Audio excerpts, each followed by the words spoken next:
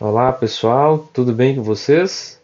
Vamos começar a parte então relacionada à classificação de documentos de arquivo, referente ao módulo 2, as funções arquivísticas. Eu espero que cada um esteja bem, que esteja acompanhando os demais módulos. É muito importante que permaneçam fazendo essas leituras junto e apoiados com os materiais em PDF que o Prof está disponibilizando em nossa disciplina APNP. Tá bem? Aqueles que tiverem dúvida podem nos contatar também, seja por e-mail, seja por mensagem. Então vamos passando adiante.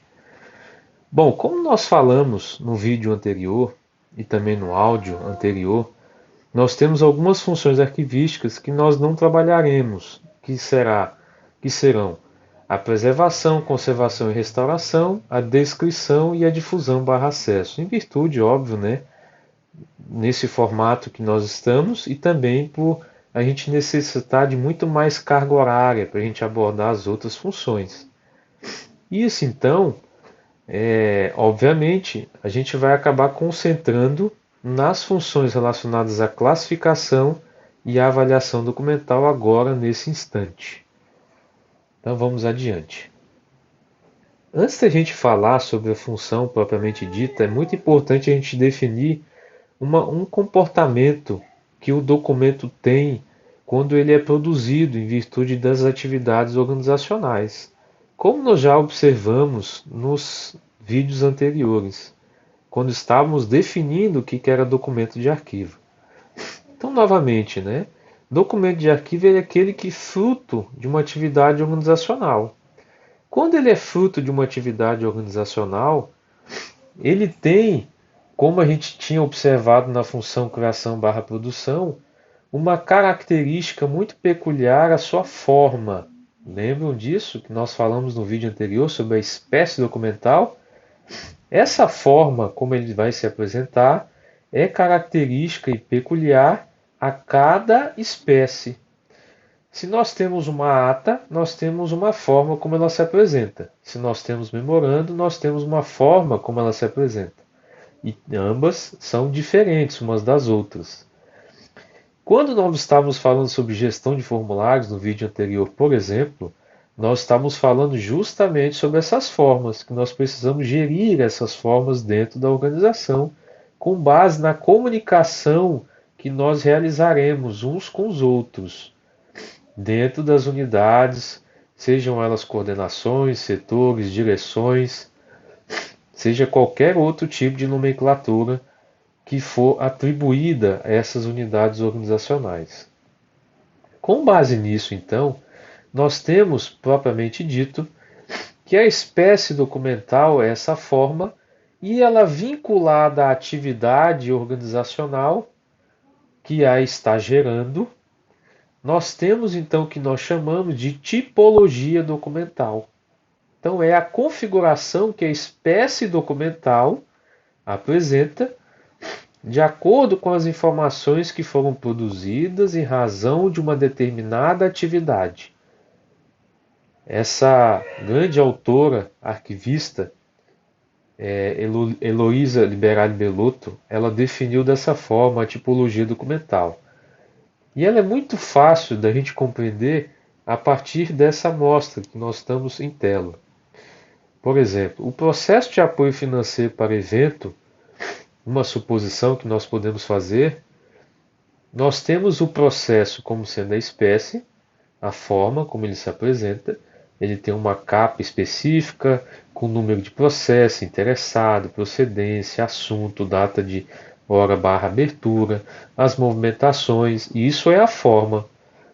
Então, sempre quando a gente observa essa forma, a gente de cara vai notar que isso para aquela organização será um processo.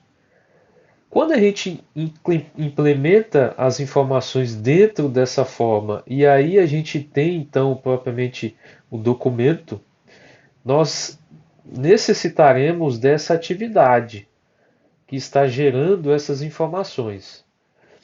Se nós estamos falando, por exemplo, de apoio financeiro para evento, eu vou utilizar a figura do processo, que é a forma, a espécie documental, e vinculado a essa atividade, nós temos então o que nós chamamos de tipologia documental, que é nada mais nada menos do que o processo de apoio financeiro para evento.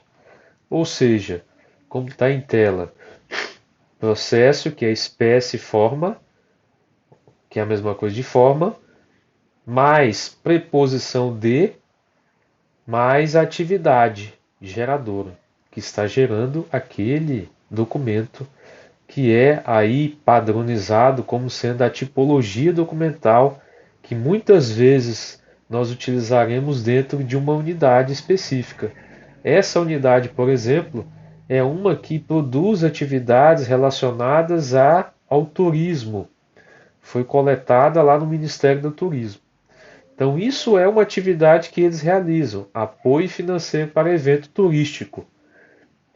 Quando a gente trabalha nessa atividade padronizada, não quer dizer necessariamente que todos os eventos terão a mesma nomenclatura, mas utilizarão a mesma tipologia quando estiverem falando sobre apoio financeiro para evento. Então, é como se a gente estivesse observando um sistema de informação ao qual nós estamos registrando aquele processo e nós teríamos que identificar qual é a tipologia que ele está sendo construído, que foi construído para gerar esse documento, que é o que? Processo de apoio financeiro para evento. Quando eu estou falando no documento em si, aí eu tenho processo de apoio financeiro para o evento tal. Aí eu já tenho o nome do documento. É como ele vai começar a ter a sua identificação dentro da instituição, que o distingue em relação aos outros documentos.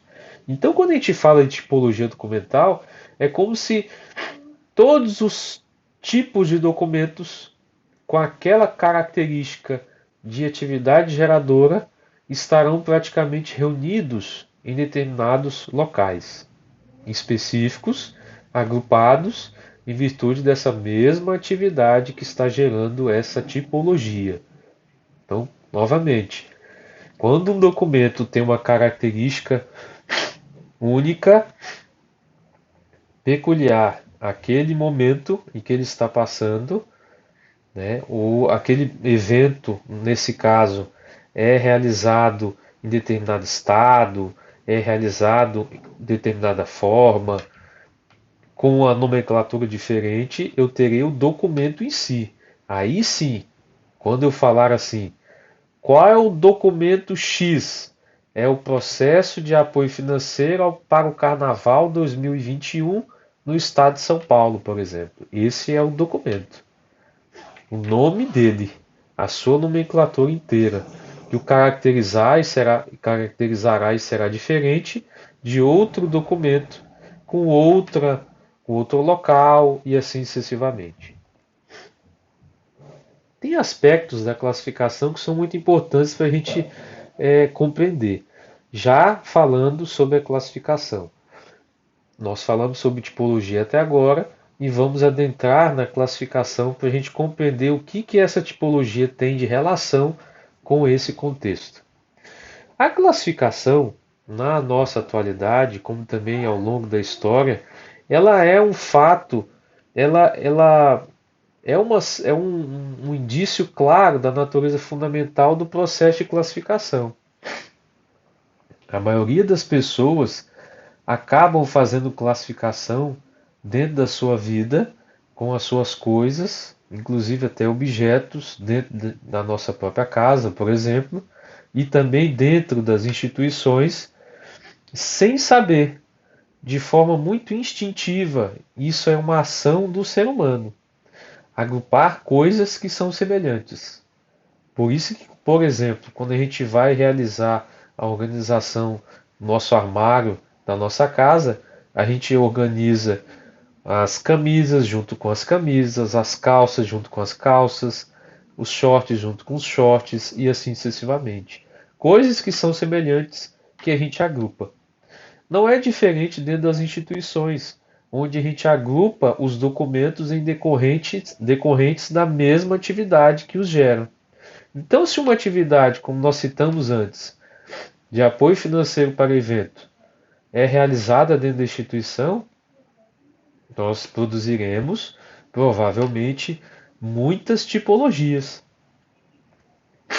O caso, por exemplo, naquele que nós citamos, é o processo de apoio financeiro. Nós podemos, por exemplo, ter, em virtude dessa atividade, uma lista de presença, podemos ter uma ata de reunião, todos relacionados ao apoio financeiro àquele determinado evento. Se a atividade em si gerar essas coisas, esses documentos, nós teremos eles todos agrupados. Isso é um método que nós chamamos funcional, nós vamos ver mais adiante. Então, retomando a classificação, a gente observa que as ações humanas no mundo são envolvidas por atos classificatórios. Até mesmo quando a gente vai fazer uma pesquisa, ou o IBGE vai agrupar uma determinada sociedade, comunidade, ele acaba agrupando aquela comunidade conforme as suas semelhanças, para fim de pesquisa. Nós vamos ver isso inclusive mais adiante, agrupando mulheres, homens, questões financeiras, relacionadas também à idade e assim sucessivamente. A gente sai sempre do mais geral para o particular, quando eu quero fazer uma determinada pesquisa. Se nesse caso, como nós estamos tendo agora no Brasil, as eleições para prefeito municipal, isso vai também servir para efeitos de pesquisa, por exemplo, pelo IBGE. O IBGE pode realizar essas pesquisas e identificar dentro de um âmbito geral para o particular quem são as pessoas ou os candidatos que têm maiores intenção de voto.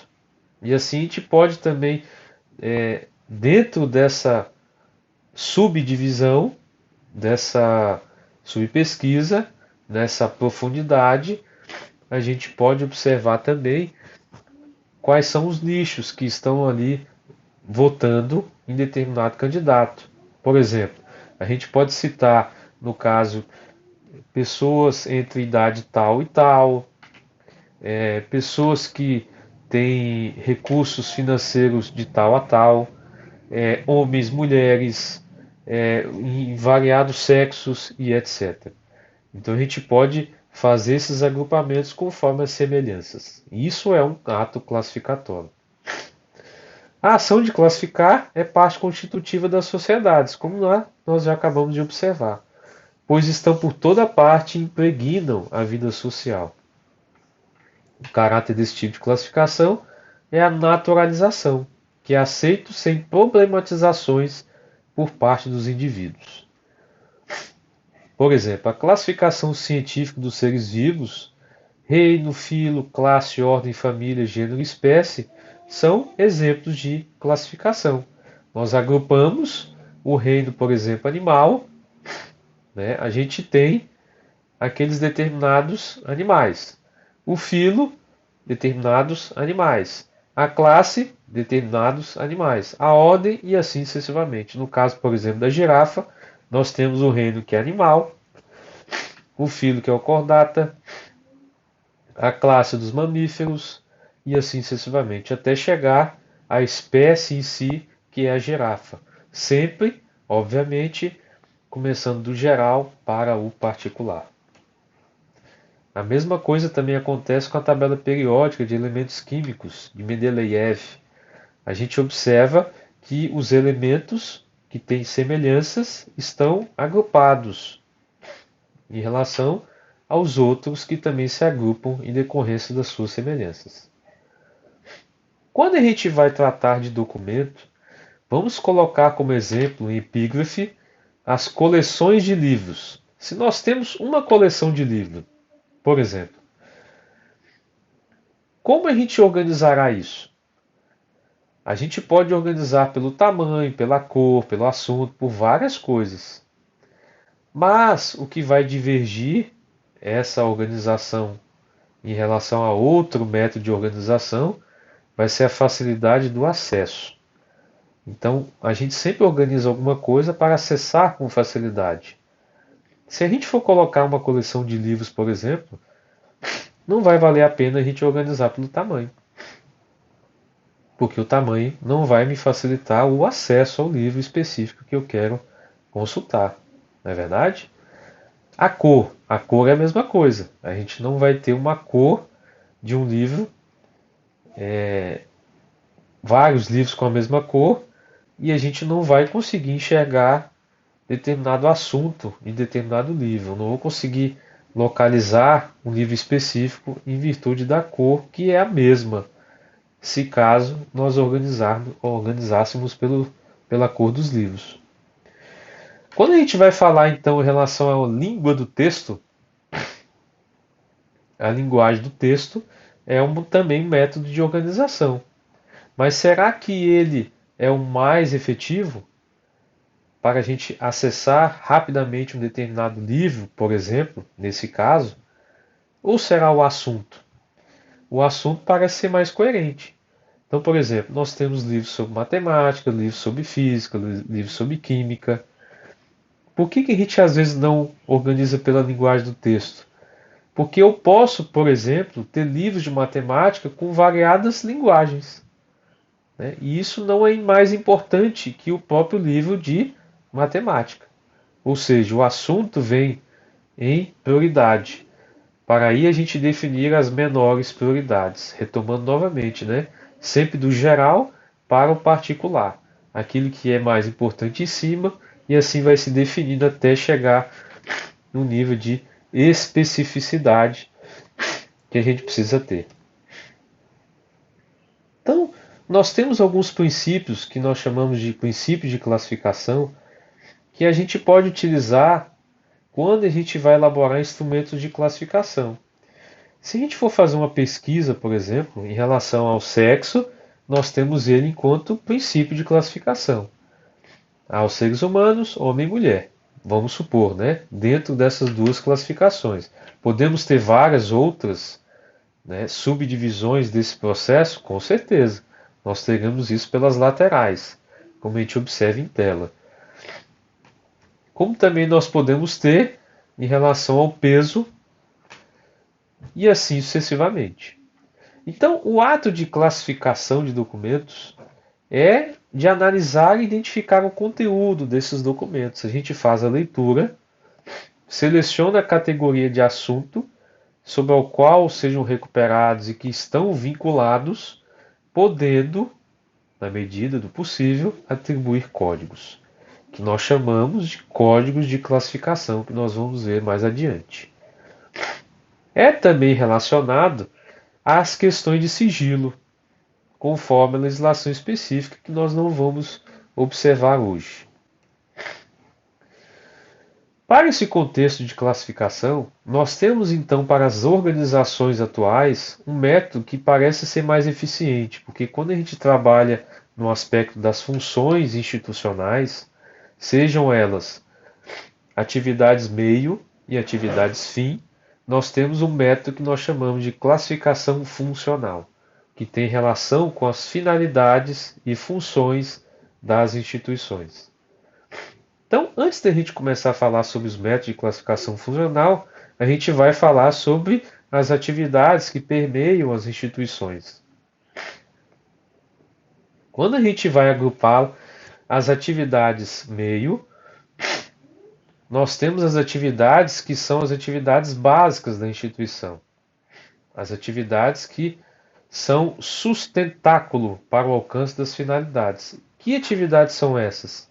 Por exemplo, as atividades de gestão de pessoal, as atividades de gestão financeira, a gestão de recursos logísticos, a área de TI de uma instituição, a própria administração geral como um todo. São atividades básicas para que as finalidades sejam alcançadas. Essas finalidades nós chamamos então como atividades finalísticas. Então, vamos colocar um exemplo bem básico. Se nós temos uma padaria, qual é a finalidade da padaria? Vender alguns tipos de materiais de consumo. São eles: pão, leite, biscoito, verduras, que pode ter alguma padaria que faça isso, doces em geral e etc. E isso é a finalidade da instituição. Quais são as atividades meio? São aquelas que nós vamos precisar gerar para que essas finalidades sejam alcançadas. Eu precisarei de luz, então tem que ter uma gerência dos nossos recursos logísticos. Eu precisaria de um ar-condicionado, vou ter que gerir esse recurso. Vou precisar, por exemplo, de equipamentos, vou precisar gerir esses recursos. Vou precisar de gerir pessoas, gestão de pessoas. Eu vou ter que ter recursos financeiros, vou ter que gerir os meus recursos financeiros. E assim sucessivamente. Tudo que abrange então a administração é o que nós chamamos de atividades meio. E essas finalidades que nós citamos, no caso do exemplo citado da padaria, nós temos as finalidades. Então, vamos retomar. O método de classificação funcional, então, é utilizado para agrupar informações documentais semelhantes, que são produzidas e acumuladas naturalmente em decorrência de uma estrutura funcional, de atuação de uma organização. Esse método, então, como nós chamamos, funcional, é baseado nas funções da instituição. É a agregação de atividades análogas, interdependentes, que se encadeiam num único campo especializado de trabalho. Deve ter o desenvolvimento alocado a uma unidade organizacional específica. A função indica o que é feito, sem detalhar como é feito. Então a função tem essas definições. Nós podemos citar algumas. Exemplos de graduação de uma função: suprimento de material, aquisição de material, compras nacionais. Essas funções podem derivar em setores: departamento de suprimento de material, divisão de aquisição de material, seção de compras nacionais. Isso é exemplo de algumas funções. Quais são os termos que identificam a função? Competência, responsabilidade, atribuição e incumbência. São termos que vão identificar a função de determinada instituição. Como nós já citamos, nas organizações há duas categorias, que são as funções específicas de cada organização, as atividades fim, e as funções que nós chamamos de atividades básicas, que são as atividades meio. A atividade, aí a gente já falou sobre função. Agora vamos falar sobre atividade, que é decorrência dessas funções. Então, é o conjunto de procedimentos necessários à execução de uma função. Então, se eu tenho, por exemplo, uma grande função, que nós já até citamos, que é gerenciamento de eventos turísticos. Se essa grande função ela existe dentro de uma instituição, nós teríamos que ter necessariamente atividades que a executarão. E aí nós teremos apoio financeiro e assim sucessivamente. É por meio do exercício de determinado número dessas atividades que a organização desempenha sua função. Então, quando a gente vai falar de detalhamento dessas atividades, nós temos o que nós chamamos de tarefas, que é a sequência de passos pré-determinados, que é a concretização em si da própria atividade, a partir de um procedimento determinado. É a mesma coisa daqueles checklist, por exemplo, de evento que nós fazemos para um determinado momento dentro do nosso FRS. Vocês, principalmente, alunos do secretariado, fazem bastante checklist. Aqueles checklists são pequenas tarefas para que a grande atividade, que é aquela atividade de realização de evento, possa ocorrer. E que aquele evento está vinculado a uma função maior, que é o quê? Ensino. Então isso é uma das funções, por exemplo, do FRS. Realização de ensino. Como também tem outras finalidades do FRS. Quais são? Pesquisa e extensão. quando a gente vai querer operacionalizar a classificação, nós atribuímos códigos para esses documentos. Todos os documentos, então, decorrentes de uma determinada atividade estarão agrupados com o mesmo código. Então, o que são esses códigos? Conjunto de símbolos que, mediante convenção, representam um dado. Então, o objetivo da codificação é operacionalizar esse processo de classificação, transformando termos em símbolos para agilizar o quê? A classificação, ordenação e arquivamento de documentos. Então, se nós pegarmos um exemplo onde nós temos um arquivo, e aí a gente tem alguns grandes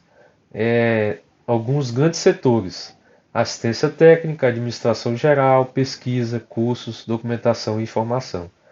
Dentro dos cursos nós temos formação, cursos de formação, cursos de especialização e cursos de pós-graduação. E dentro dos cursos de pós-graduação nós temos cursos de mestrado e doutorado. Vamos supor que dentro desse arquivo eu organize esse acervo. Quais são os métodos de codificação que nós podemos utilizar para esse arquivo, ou seja, esse setor, dentro dessas grandes funções / atividades? Nós temos os métodos numérico, alfanumérico, código decimal de Dewey, bloco numérico de origem canadense. O numérico, a documentação é dividida em classes principais. Cada classe é representada por um número. As divisões das classes são representadas também por um número.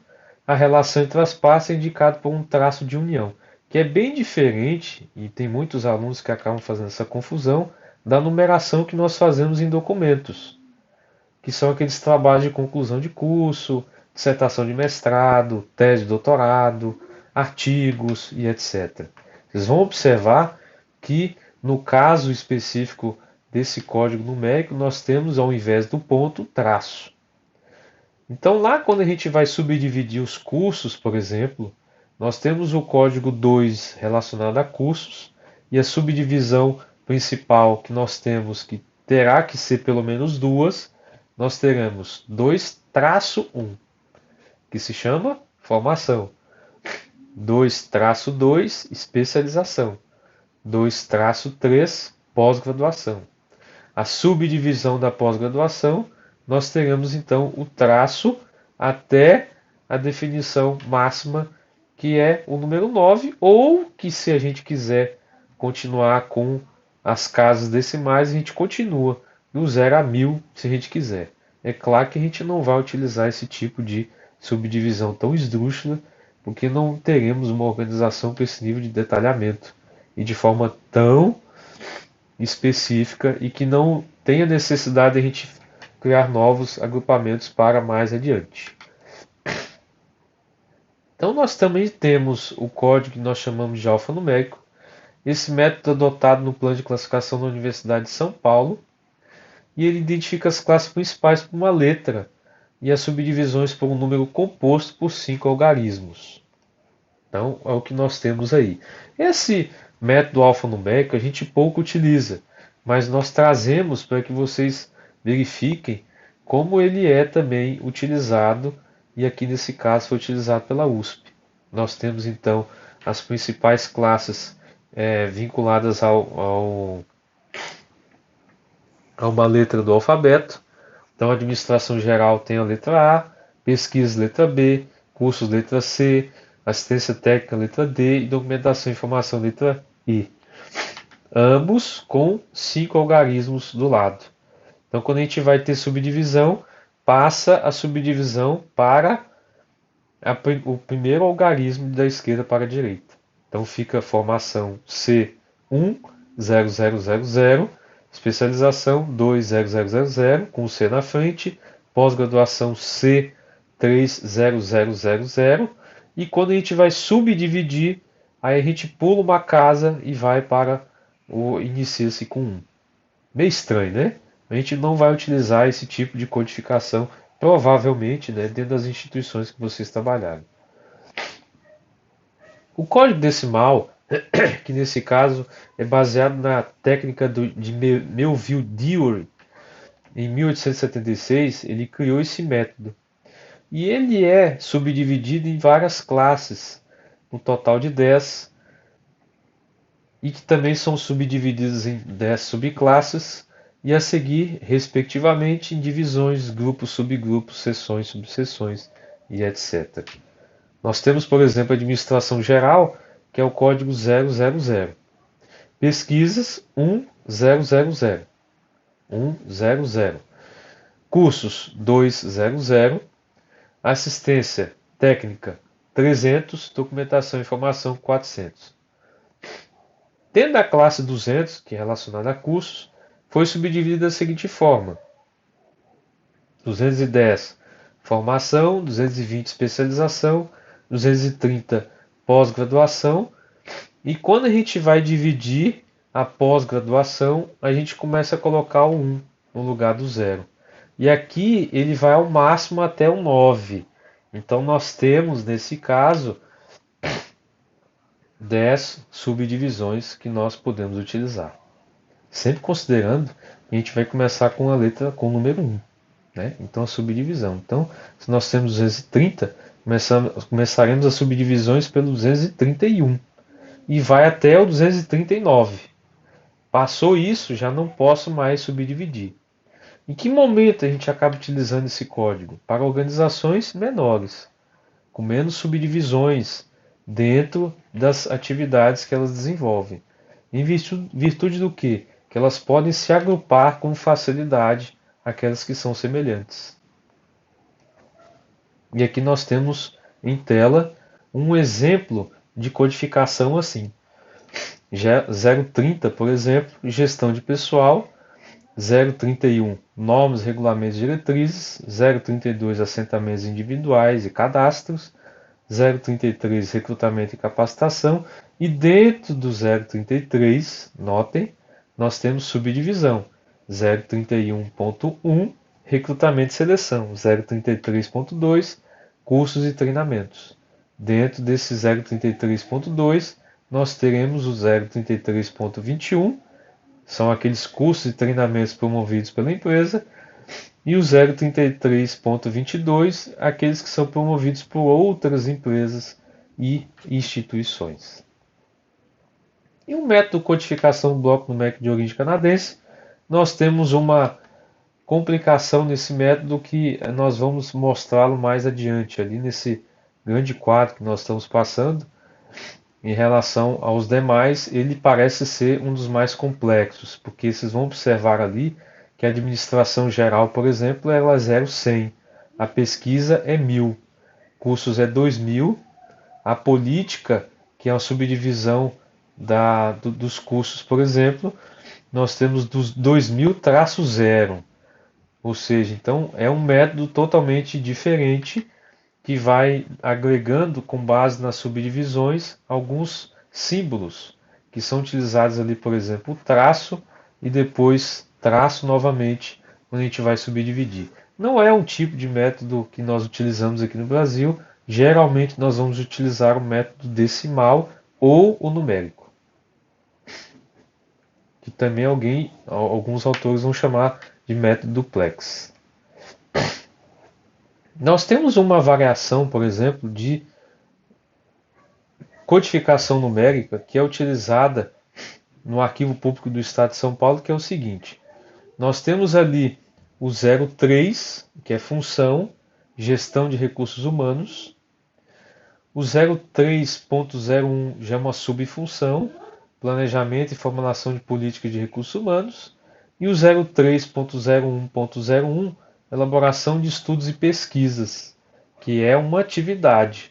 E os documentos também acabam recebendo uma codificação, que vai também ser subdividido. Então vocês vão notar que a cada subdivisão eu vou colocando um ponto, vou acrescentando